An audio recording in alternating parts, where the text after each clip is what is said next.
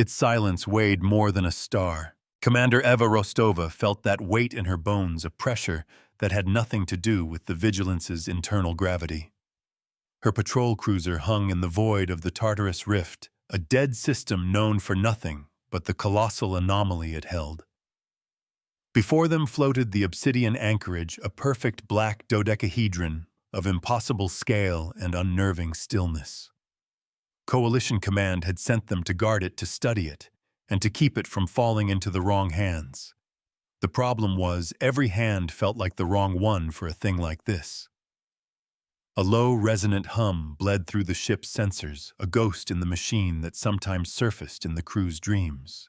Anything, Eva asked, her voice flat in the quiet of the command deck. Lieutenant Jianli shook his head, his eyes fixed on the tactical display.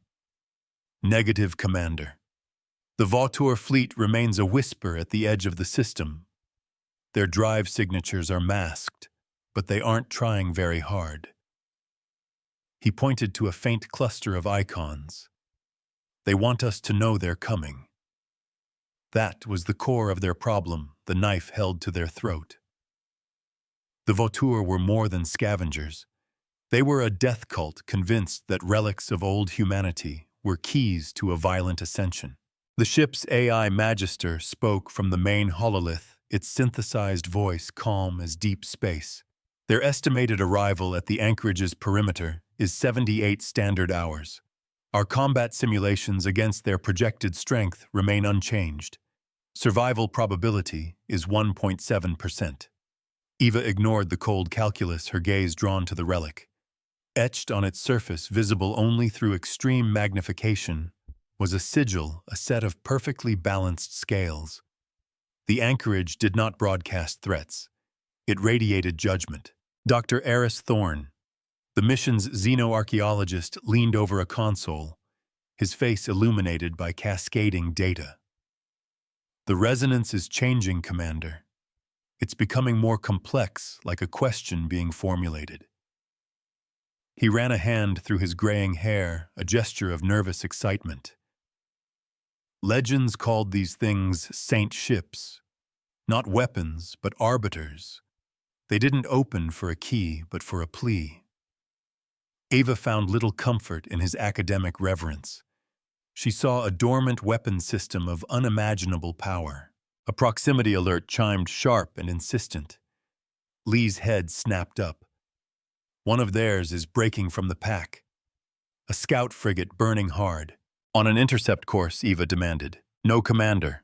It's broadcasting, on all civilian channels. A grainy image filled the main viewer. A figure stood draped in rags and tarnished metal, its face hidden by a welding mask, fashioned into a grotesque icon. Sons and daughters of the void.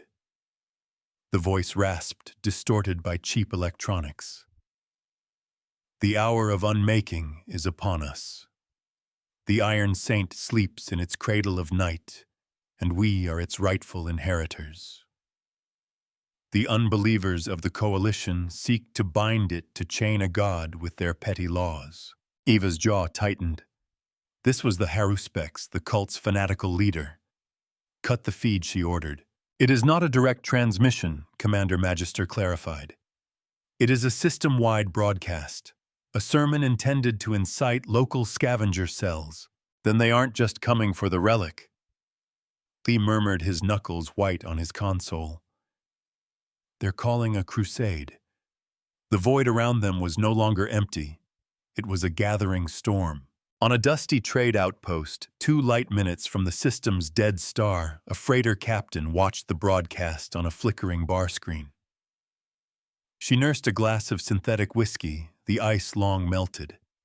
The other patrons, miners and haulers with tired eyes, watched in silence. They were simple folk living on the margins, and the Vautour sermon was a promise of fire and ruin that would burn their quiet lives to ash. She finished her drink and keyed a private message to her husband on a nearby station. Take the kids and get out. Use the emergency fund. Don't wait for me. Eva stood before the hololith, which now displayed a 3-dimensional model of the anchorage. Aris, you said it's asking a question. What kind of question? Thorn adjusted his spectacles, his expression intense. Not one. A cascade of them. Ethical and logical paradoxes, resource allocation dilemmas, strategic conundrums. We've been feeding it standard coalition doctrine. It has rejected every answer. Magister's avatar. A simple pillar of blue light pulsed softly. The Relic's query structure is fractal. Each answer we provide generates a dozen more complex inquiries. My processing cores are operating at 92% capacity, attempting to model a valid response. The AI's tone was as level as ever, but the admission of strain was more alarming than any shout.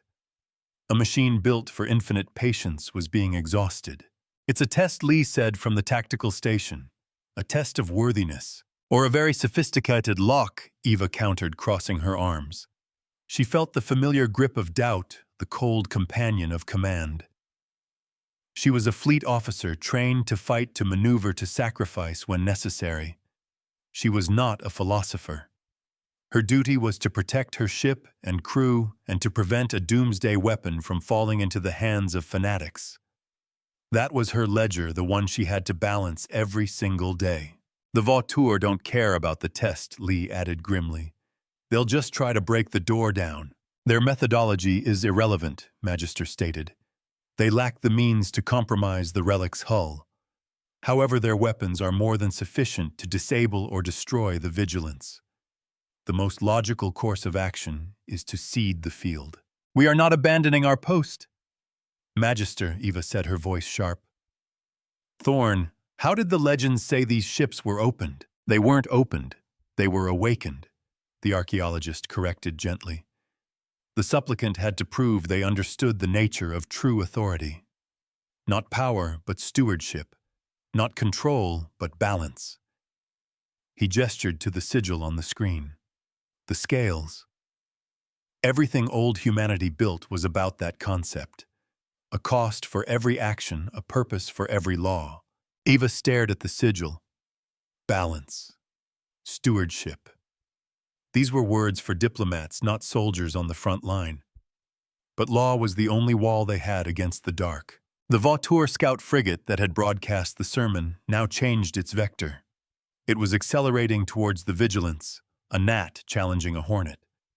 It's on an attack run, Lee announced, his voice tight with focus. Weapons ports are opening. Evasive maneuvers, Eva commanded. Power to shields.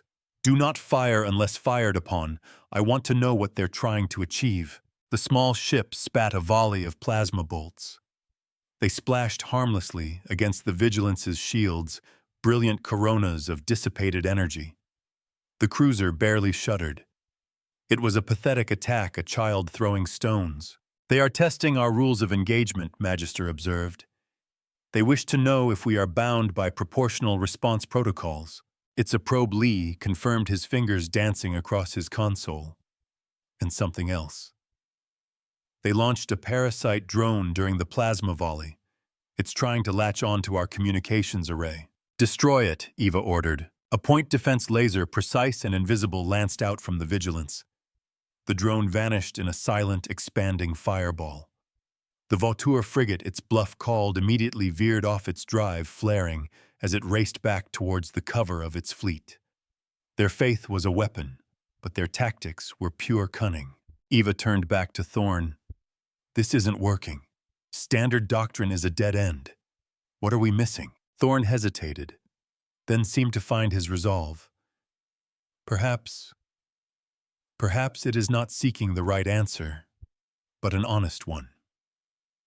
Coalition doctrine is a consensus, an algorithm of ethics written by a committee. It has no soul, no conviction. He looked directly at Eva. Commander, it may be asking what you believe. The idea was unsettling. It felt like hubris. To speak for humanity, to present her own flawed judgment as the key to unlocking an ancient power. It was a responsibility she never wanted. Yet the clock was ticking down, and the Vautour were gathering at the edge of the abyss. The weight of the anchorage's silence seemed to settle directly on her shoulders, a silent demand for a reckoning. A choice had to be made, and the void would be the judge. She walked over to the command interface Thorn was using. The screen was a dizzying web of alien mathematics and philosophical prompts written in a proto-language only the ship's translators could parse. One question stood out, its translation stark and simple: define the cost of peace. The Coalition's official answer was a long, carefully worded treatise on mutual defense pacts and economic interdependence. The anchorage had flagged it as incomplete. Magister purged the doctrinal responses from the queue. Eva said, her voice ringing with newfound authority. Dr. Thorn, give me access to the primary input. Thorn stepped aside, his eyes wide with a mixture of fear and hope. Commander, what are you going to do? I'm going to give it an honest answer, she replied, her fingers hovering over the holographic keyboard. She began to type, not quoting regulations, but her own experience. She wrote of the silence after a battle of the names on a memorial wall. She wrote of the hard-won trust between old enemies and the price paid in blood for every inch of stable ground. She did not write about treaties. She wrote about scars. As she entered her response, the hum from the anchorage deepened, its resonant frequency shifting. On the main viewer, a thin line of light traced one of the edges of the dodecahedron, glowing with a soft internal luminescence. It was not an attack. It was an acknowledgement. Lee's voice cut through the tense quiet.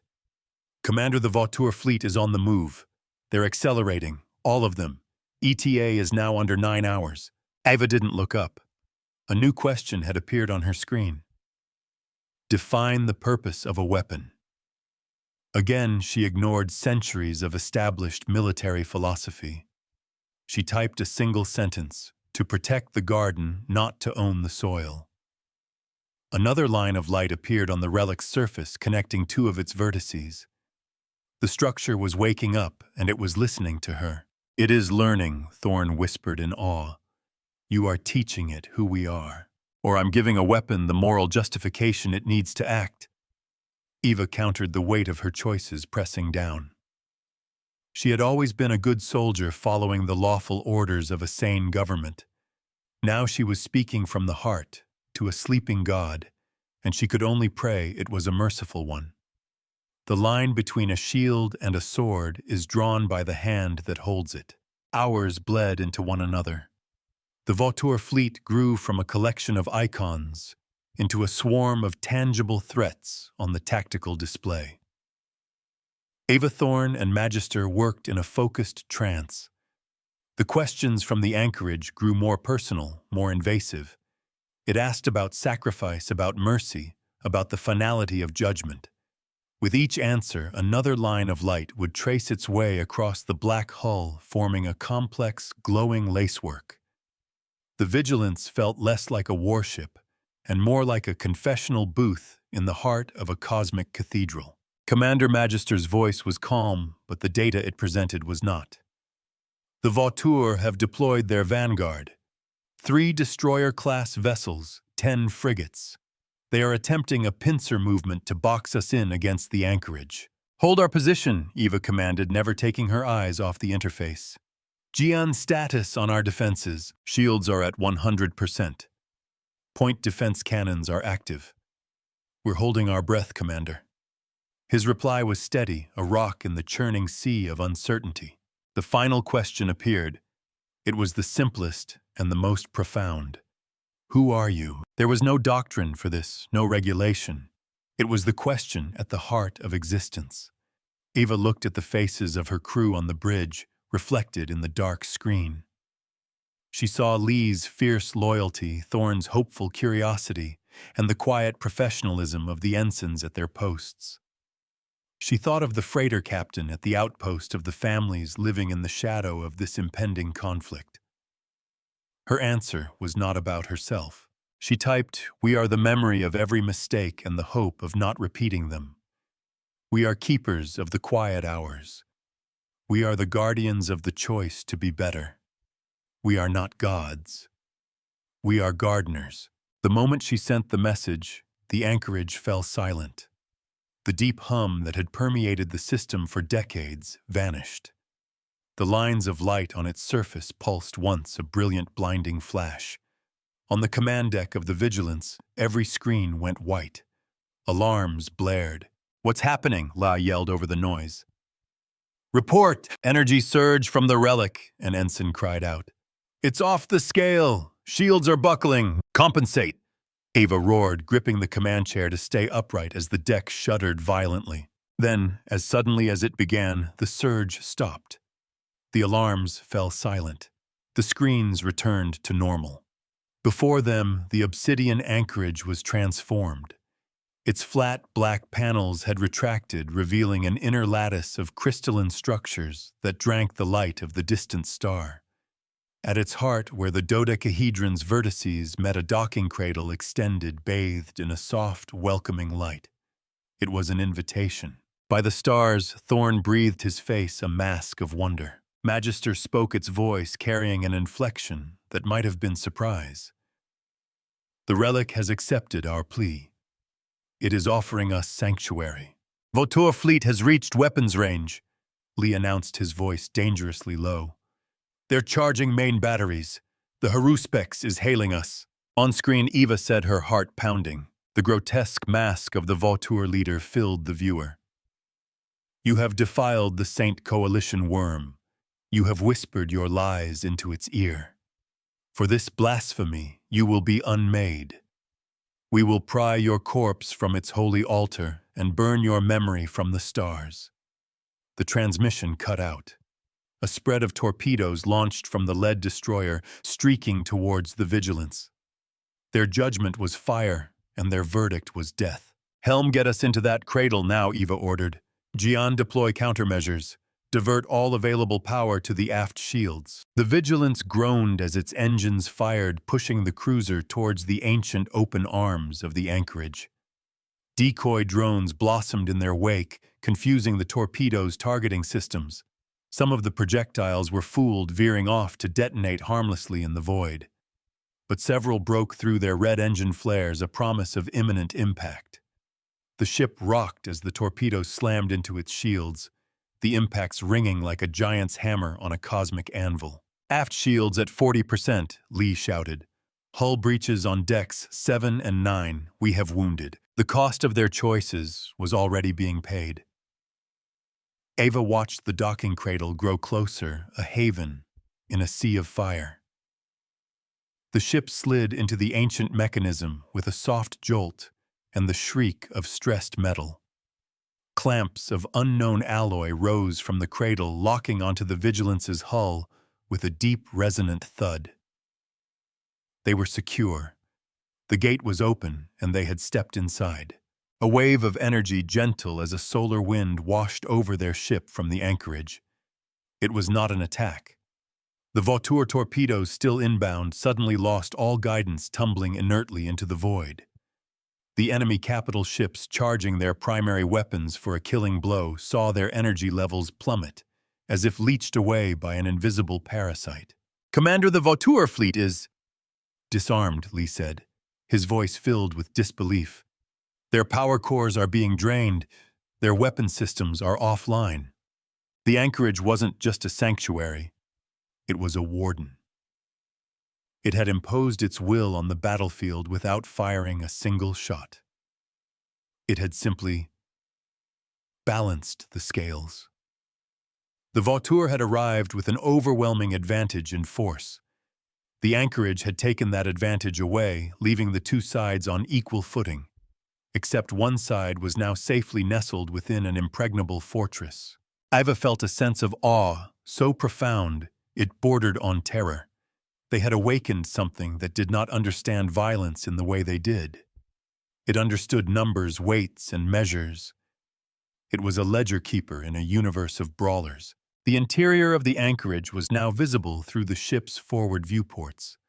It was not a hangar, but a vast, silent space filled with floating monoliths of data crystal, each pulsing with a soft, internal light. It was an archive, a library of unimaginable scale. A new interface materialized on Eva's command console, no longer asking questions, but presenting a statement. It was written in perfect modern coalition standard. Stewardship acknowledged. The ledger is open. You have assumed the debt of our purpose. Below the words, two options glowed. Sanction and teach. What does it mean? Thorn whispered, stepping closer to her chair. The debt of our purpose. Before Eva could answer, Magister spoke. Commander, I have analyzed the energy pattern that disabled the Vautour fleet. It was not an attack. The anchorage created a localized entropic field mirroring the energy output of each enemy vessel and feeding it back into its own systems as chaotic, unusable heat. It turned their strength into a weakness. The AI paused. It is an elegant and terrifyingly efficient application of law. The law of thermodynamics. It had mirrored them. It had shown them a reflection of their own aggression and forced them to choke on it.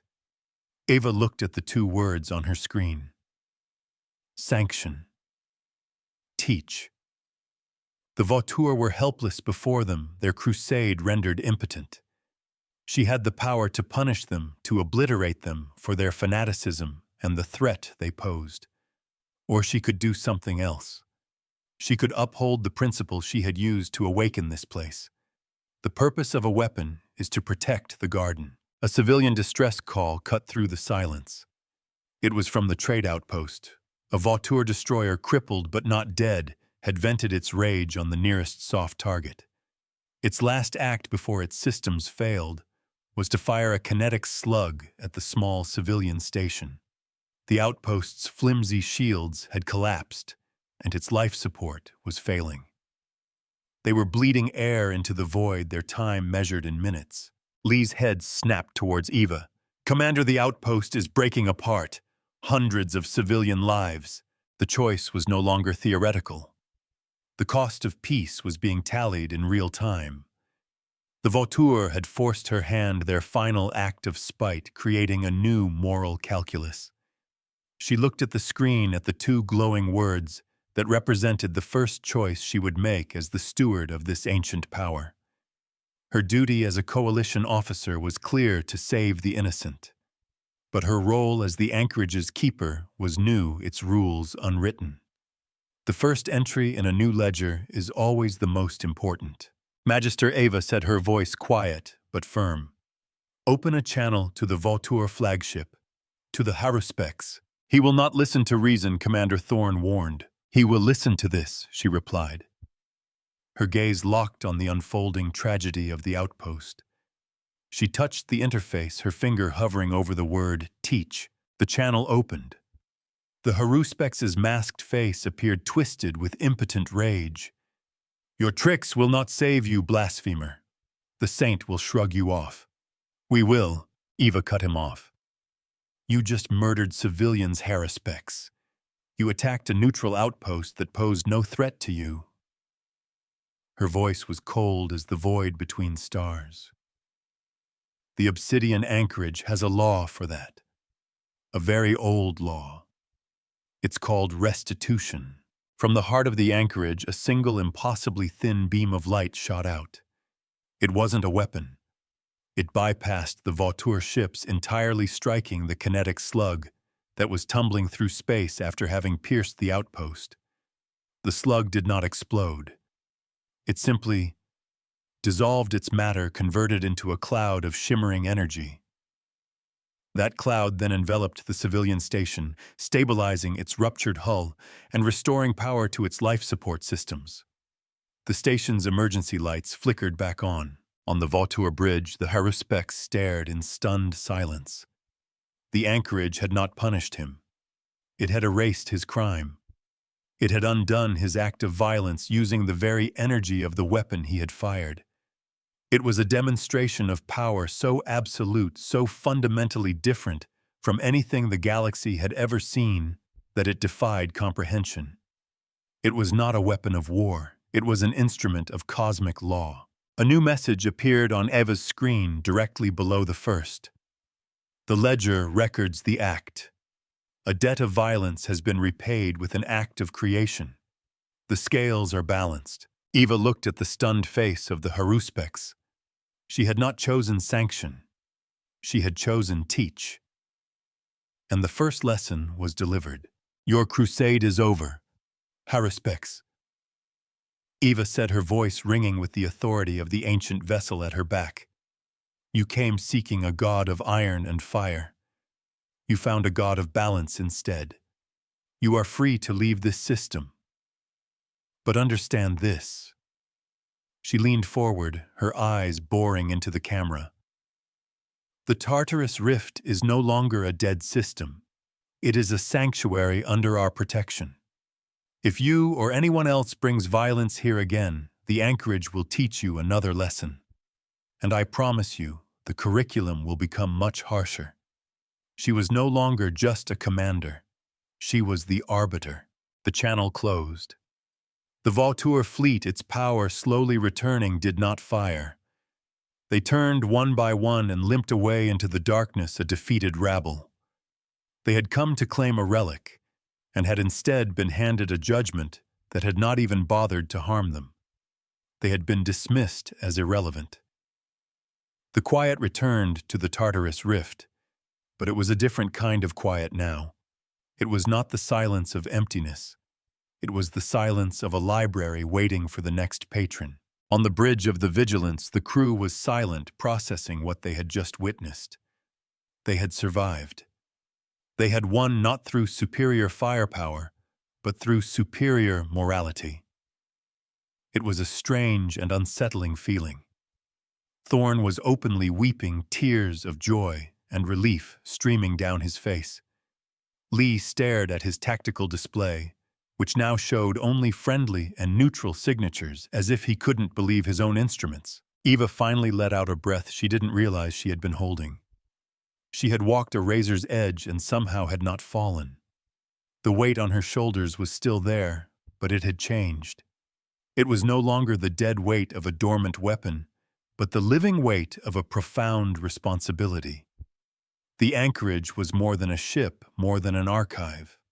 It was a promise from a forgotten age. Magister, she said softly, begin a full diagnostic of the Vigilance. I want a report on our wounded and the extent of the hull damage. She turned to her tactical officer. Jian, send a message to the outpost. Let them know they are safe. Offer any aid we can provide. Lee nodded, his composure returning. Yes, Commander. Thorn approached her, his expression one of reverence. You did it. You understood. You showed it that we are worthy. We haven't proven anything yet, Aris Eva cautioned. We just passed the entrance exam. The real test has just begun. She looked at the interface, at the glowing words that defined her new reality. Stewardship acknowledged. The ledger is open. This was a power that could reshape the galaxy for good or for ill. It would require a lighter touch than any weapon, a firmer hand than any throne. The path ahead was uncertain, fraught with the temptation to use this power to solve every problem, to enforce her own vision of justice on a chaotic universe. It was a temptation she would have to fight every single day. The anchorage would not do the work for her. It would only keep the score. The scales were in her hands now. The bridge of the Vigilance was a tapestry of controlled chaos and profound relief.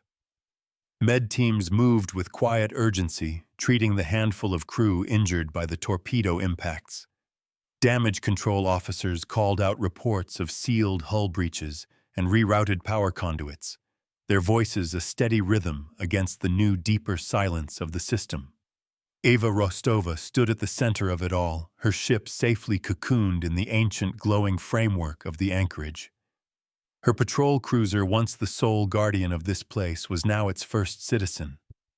The raw tang of ozone from a fried power relay hung in the air, a sharp reminder of how close they had come to oblivion. The outpost confirms it. Commander Lee reported from his station, his voice laced with awe. Life support is stable, hull integrity is restored. They're calling it the miracle of Tartarus. It was not a miracle Lieutenant Magister stated from the hololith. It was a transaction. The kinetic energy of the projectile was converted and repurposed. The anchorage simply balanced an equation. That was the heart of it, Eva realized.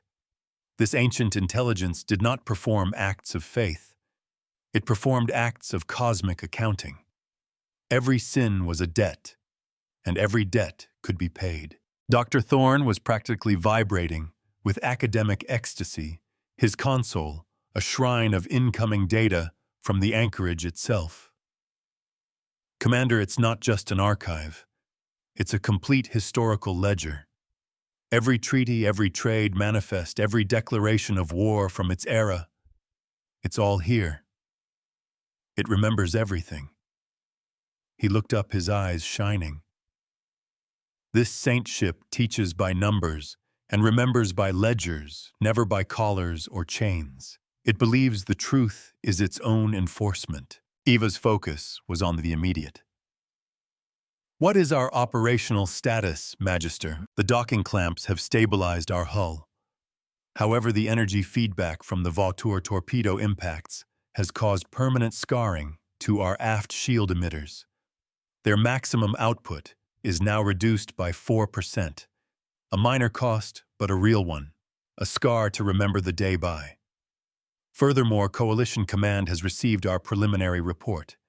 They are concerned. Concerned is the word a diplomat uses before he draws a sword, Iva murmured.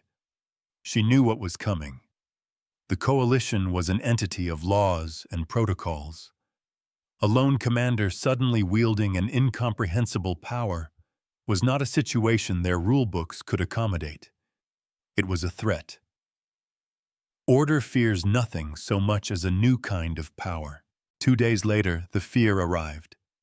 It came not as a war fleet, but as a single gleaming battleship, the CNS Unwavering Resolve. It sliced into the system with arrogant precision and took up a sentinel's orbit just outside the anchorage's effective range. Its emissary was Admiral Kalin, a man whose portrait was next to the definition of legalism in the fleet's archives. He was the Coalition's finest hammer, and to him every problem looked like a nail. On the recently saved trade outpost, a young girl looked out of a reinforced viewport with her mother. She had been hiding under a table when the world had cracked open. Now a new star glowed in their sky, a beautiful, intricate web of light where the terrifying black shape had been. "Is it an angel, Mama?" she asked, her small finger pressed against the cold plasteel. Her mother watched the distant, severe shape of the Coalition battleship arrive and pulled her daughter a little closer. "I don't know, sweetie," she whispered. "Let's pray it is." Admiral Kalin came aboard the Vigilance alone, his posture as rigid as his dress uniform. He was a tall man with a face that looked like it had been carved from granite and left out in the solar wind. He offered Eva a curt nod, his eyes sweeping across her bridge, cataloging the scorch marks and the weary expressions of her crew. It was not a friendly visit. It was an inspection. "Commander Rostova," he began, his voice a low baritone that tolerated no argument. "You have in the last 48 standard hours violated a dozen fleet protocols on first contact, engaged an unsanctioned alien artifact, and appointed yourself the sole arbiter of a power we do not understand. Command is, as you can imagine, deeply troubled. I acted to protect my ship and to prevent a hostile force from seizing a potential weapon of mass destruction."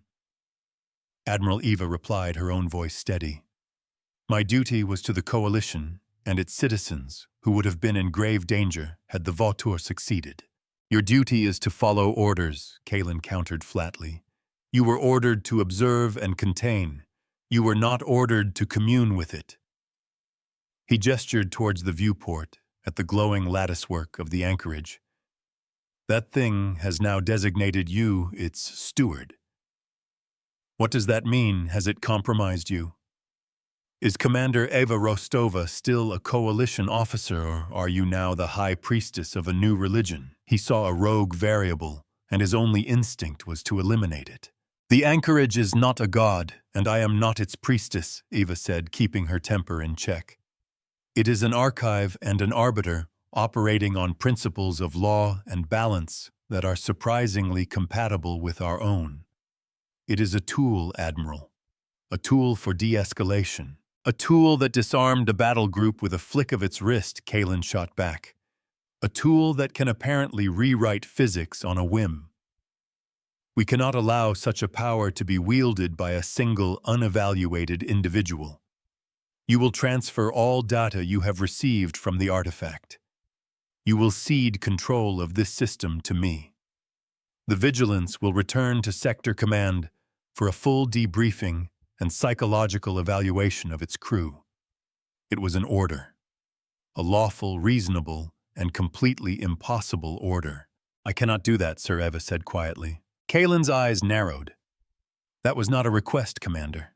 With all due respect, Admiral, you are treating this like a captured enemy cruiser. It's not. The anchorage chose me because I gave it a reason to trust me. If I betray that trust, if I try to hand it over like a piece of hardware, it may simply shut down again." Or she paused, letting the weight of the word hang in the air. "It may decide that your intentions are hostile and balance the scales accordingly. And I assure you, you do not want to be on the other side of that equation." "This is madness," Kalen breathed, taking a step back. "You are threatening a coalition, Admiral." No, Sir Magister's calm voice interjected. "The Commander is presenting a logical extrapolation. My simulations indicate a 73.4% probability that any attempt to assert control over the anchorage by force would be met with a non-lethal but systematically absolute defensive response. The CNS unwavering resolve would be rendered inert in approximately 11 seconds. The AI was not taking sides. It was simply counting the cards. The House always wins when it writes the laws of physics." Kalen was cornered, and he knew it. His authority, the bedrock of his entire existence, was meaningless here. But he was not a man who broke easily. Then we have an impasse. A rogue commander with a doomsday machine in a strategically vital system. Command will not let this stand. "Then let's resolve it."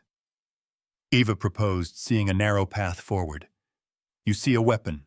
I see a judge. Let's give it a case to rule on." She brought up a star chart on the main hololith, highlighting a neighboring system, Cygnus X1. The Cerberus dispute. Two corporate factions, Helios Mining and an independent prospectors union, are on the brink of open war over asteroid mining rights. The local government is powerless, and coalition intervention has been deemed too costly. Hundreds of thousands of civilians are trapped in the crossfire. Kalen stared at the display. He knew the situation well. It was a bloody, intractable mess. "What are you suggesting?" "Present the case to the anchorage, not as a military problem, but as a legal one. Let's see if it can find a balance where we have only found threats and ultimatums." She was not offering a weapon. She was offering a solution. It was a gamble, a test of her own faith in the ancient power she had awakened. Kalen, a creature of law and precedent, was intrigued despite his mistrust. A solution that cost no lives and no ships was a prize worth considering, even if the source was suspect. He agreed, his face a mask of skepticism. "Very well, Commander. Show me a miracle. But be warned, if this fails, or if it makes things worse, I will have no choice but to declare you a clear and present danger to the Coalition.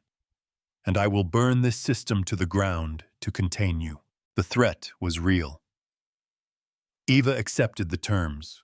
With Thorne's help, they spent the next hour compiling every piece of data on the Cerberus dispute treaties, claims, geological surveys, transcripts of failed negotiations, and fed it into the anchorage's interface. They were not asking it to choose a side. They were asking it to find the truth buried under generations of greed and lies. The request was simple, adjudicate. For a long time, There was only silence. The intricate lights of the anchorage pulsed softly, as if in deep thought. Then a single beam of coherent light, no thicker than a wire, shot from its core. It did not streak across space. It simply appeared, connecting the anchorage to the Cygnus X1 system, dozens of light years away. It was a physical manifestation of pure data. The court was now in session. On the bridge of the Helios mining flagship, a heavily armed dreadnought, Captain Valerius watched his tactical display with satisfaction. His fleet was in position. The Prospectors' Union was outgunned and outmaneuvered. He gave the order to power main weapons for a final decisive strike that would break their pathetic resistance for good. Suddenly his screens flickered. The tactical data was gone, replaced by something else. It was a document, an ancient corporate charter from the first days of the system's colonization. It showed with undeniable clarity that the mineral rights Helios claimed were based on a fraudulent survey conducted 2 centuries ago. At the same time, every ship in the Prospectors' Union fleet received their own message. Irrefutable proof that their leadership had been secretly selling refined ores to a rival corporation, betraying the very members they claimed to represent. It was not a judgment. It was the truth delivered without commentary. But the anchorage was not finished. A new window opened on every bridge in both fleets. It was a perfect real-time combat simulation, a mirror of the battle that was about to begin. They watched their ships fire. They saw the hulls breach. They saw the casualty lists scroll endlessly upwards. They saw the economic collapse of the system, the starvation of the civilian colonies, the final bitter end of all their ambitions turning to radioactive dust. They were being forced to witness the consequences of their choices before they made them. The will to fight evaporated. The lies they had told themselves and their crews were stripped bare. The anger and self-righteousness were replaced by the cold, sick certainty of the ledger. Captain Valerius of Helios Mining stared at the fraudulent charter, his life's work revealed as a lie. On the other side of the void, the Union leader saw the proof of his own corruption displayed for all his followers to see. The war was over. Not with a bang, but with a hyperlink. Admiral Kalin watched the events unfold from the bridge of the Vigilance, his face utterly devoid of expression. He saw the frantic, confused communications between the 2 fleets. He saw them power down their weapons. He saw them hesitantly at first open a channel to each other, not to trade threats, but to ask questions. To begin the painful, necessary process of building a true peace on a foundation of unwelcome truth. He turned to Eva, and for the first time she saw something other than suspicion in his eyes. It was a profound, world-altering respect. "You were right," he said, his voice barely a whisper. "It is not a weapon. It is a mirror," Admiral Eva corrected softly. "And a ledger. It doesn't choose a winner. It just shows everyone the score." A final message appeared on Eva's console from the anchorage. The line of light to Cygnus X1 vanished. The dispute is balanced. The debt of conflict has been paid with the currency of truth. The ledger is updated. The lesson was complete. Justice did not need a sword, only a light bright enough to banish the shadows. Kalin nodded slowly, his mind processing the new reality. His entire career had been spent commanding fleets, moving the pieces on the board.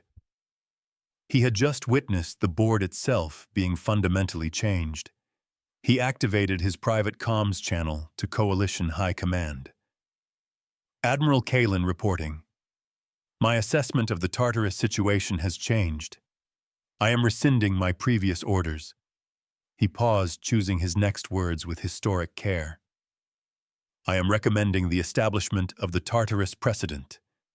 The Obsidian Anchorage is to be recognized as a sovereign entity, a neutral arbiter. Its steward commander Rostova is to be given full diplomatic authority to act as its liaison. We will not command it. We will not control it. We will learn from it. The precedent was set. The crisis was over. The Vigilance, scarred but intact, remained docked with its ancient charge. Eva Rostova, commander of a small patrol cruiser, was now one of the most powerful figures in the galaxy. But it was not a power she had sought, and it brought her no joy, only a crushing sense of duty. She looked at the casualty report still displayed on a secondary screen. 3 crew members dead from the Vautour attack. Their names were now the first entry in her own personal ledger, a cost she would never forget. The victory was real, but it was not clean.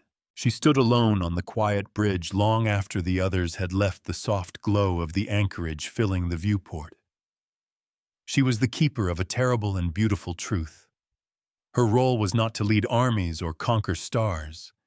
It was to hold a mirror up to a galaxy that was terrified of its own reflection. The work would be hard, and it would be lonely. On the main interface, the record of the Cerberus adjudication blinked once, then settled into the vast, silent library of the anchorage's memory, filed under a simple, elegant heading, Lesson Taught. Debt averted. Scales balanced. The path forward was not one of conquest, but of cultivation.